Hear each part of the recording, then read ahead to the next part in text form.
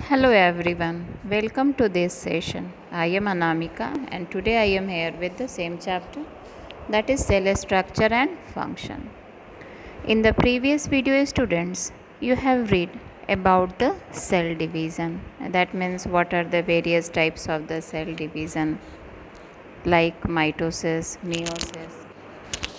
In mitosis, one cells divide and form two daughter cells, and each contains, that means, the same number of the chromosomes as present in the parent cell.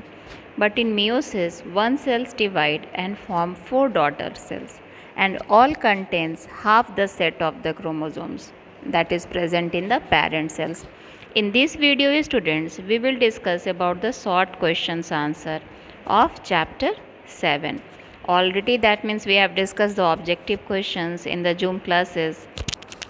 So let's start the first question, that is differentiate between prokaryotic and eukaryotic cells. And as we know that the prokaryotic cells, pro means primitive and karyon term that is mainly used for nucleus. So this is the primitive cell, and eukaryotic, eu means true and karyon term is used for nucleus. So this is a advanced cells. Now let's see some more differences. In prokaryotic cells, they lack a well-defined nucleus and have a nucleoid instead of the nucleus. But in eukaryotic cells, they have a well-defined nucleus that is enclosed in the nuclear membrane. Prokaryotic cell have double-stranded circular DNA, but in eukaryotic cell, linear double-stranded, that means DNA that is present inside the nucleus. Prokaryotic cell, they do not have the mitochondria, which is called the powerhouse of the cell. But in eukaryotic cell, mitochondria are present. Next is 70S ribosomes. Already we have discussed about the types of the ribosomes. So in prokaryotic cell, 70S ribosomes are present, and in eukaryotic cell, 80S ribosomes are present. Next is Golgi apparatus, endoplasmic reticulum. These are absent in prokaryotic cells, and other membranous bound cell organelles are present in eukaryotic cell.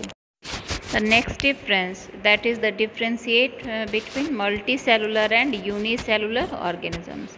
As we know that unicellular, that is composed of single cell, and in multicellular, those organisms which are made up of more than one cell. So now let's see some more differences between these. So let's start with unicellular organisms. Unicellular organisms which are composed of a single cell, and they have irregular in shape. They are prokaryotic as well as eukaryotic. In prokaryotic, that is bacteria. In eukaryotic, that is amoeba, euglena. All the functions are carried by a single cell. So we can say that in unicellular organisms, division of flavor is not found. Example, amoeba, euglena, bacteria, etc. Now let's see. In multicellular organisms, the organisms which are composed of more than one cell, they have definite shape.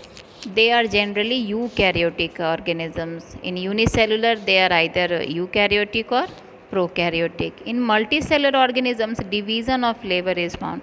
It means all the work that is performed by the different types of the organ and the system, they are larger than unicellular organisms. Example, plants, animals, humans. So these are the examples of the multicellular organisms. The question number 2, that is draw a well-labeled diagram of the typical cell. So actually the diagram that is given in your book, but I am going to explain about the diagram. So let's see. This is the diagram of a typical cell, in which the outermost covering, that is called cell membrane, which is made up of lipid and protein, and various cell organelles that is present. The center of this part, this is called the nucleus, which is called the control center of the cell. And other than this, the rough endoplasmic reticulum, a smooth endoplasmic reticulum, which is either attached to the nuclear membrane or present inside the cytoplasm. Centriole, that is also present.